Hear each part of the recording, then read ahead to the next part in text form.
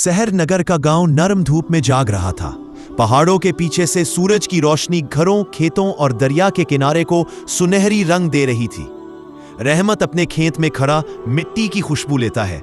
इसकी आंखों में सादगी और ईमानदारी झलकती है। वो अपने औजार उठाकर हिल चलाता है। पसीना उसकी पेशानी से बह रहा है, मगर मेहनत में उसके कदम नहीं रुकते।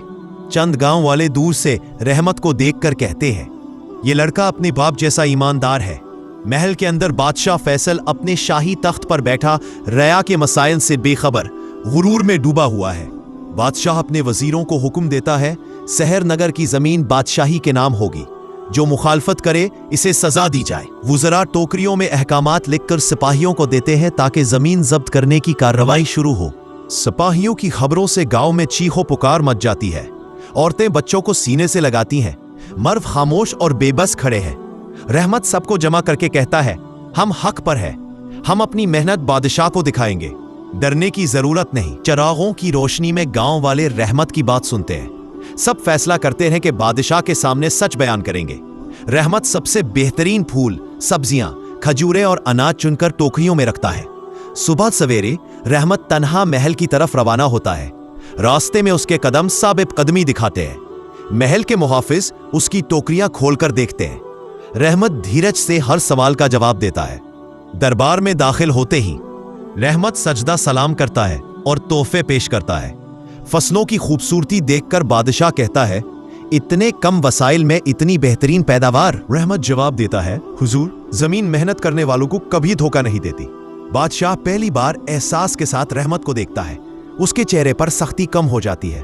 बादशाह कहता है, अगर तुम वाकई इतने काबिल हो तो जब्त शुदा जमीन को बेहतरीन खेत बनाकर दिखाओ। रहमत गांव लौटता है और शर्त सुनकर लोग पहले घबरा जाते हैं, मगर रहमत उन्हें हिम्मत देता है। गांव वाले सफाई करते हैं, खेत बनाते हैं, पानी का इंतजाम करते हैं। रहमत सबकी रहनुमाई करता है। बुजुर्ग और नौजवान आग के गिर्द बैठे प्लान बनाते हैं कि खेतों को कैसे बेहतरीन बनाया जाए। बादशाह फैसल घोड़े पर सवार गांव आता है। सिपाही भी पीछे हैं। गांव वालों के दिल धक धक कर रहे हैं। रहमत बादशाह को खेत दिखाता है।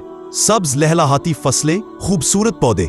बादशाह हैरान रह जाता है। बादशाह कहता है, तुमने कर दिखाया। तुम्हारी जमीन बारावर है। तुम्हारा गांव हकदार है। रहमत अदब से जवाब देता है, ये सब गांव की मुश्तरका मेहनत है हुजूर। बादशाह पहली बार गांव वालों के दरमियान बैठता है, उनकी मुश्किलात सुनता है। लोग नारे लगाते हैं, औरतें दुआएं देती हैं, बच्चे तालियां बजाते हैं। उम्मीद लौट आती है।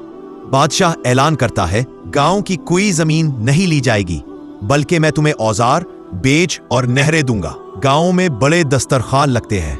हर तरफ हंसी, खुशी और भाईचारा है।